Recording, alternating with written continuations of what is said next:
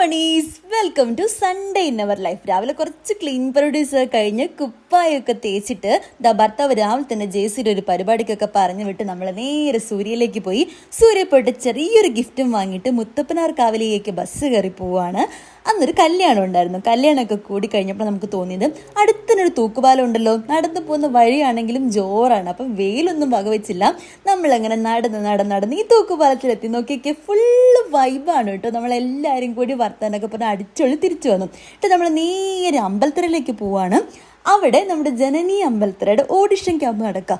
എന്തോരം കഴിവുള്ള ആൾക്കാരാണ്, എന്ത് രസമായിട്ടാണ് പാടുന്നേ കൊട്ടുന്നേ, ഫുള്ള് മജ.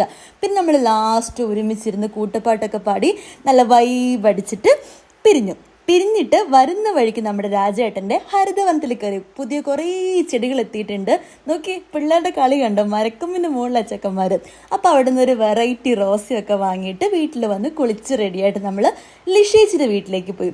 ലിഷേച്ചിയുടെ കുറച്ച് നേരം വർത്താനൊക്കെ പറഞ്ഞിരുന്ന് അവിടുന്ന് TV ഒക്കെ കണ്ട് അത് കഴിഞ്ഞ് ഇറങ്ങിയപ്പോഴാണ് നമുക്ക് ദിനേശ് ഏട്ടൻ്റെ വീട്ടിലേക്കുള്ള പോകാൻ തോന്നിയത്. എന്നിട്ട് സംപ്രീതിയിലെത്തി. നോക്കിയൊക്കെ നല്ല ഫുള്ള് പോസിറ്റീവ് വൈബുള്ളൊരു വീടാണ് കേട്ടോ. ബാക്കിൽ കണ്ടോ, അവിടെ നടക്കുന്നത് ഫുള്ള് പാട്ട് കച്ചേരിയാണ്.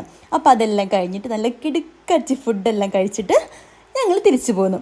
So bye from Kukkudachi vlogs.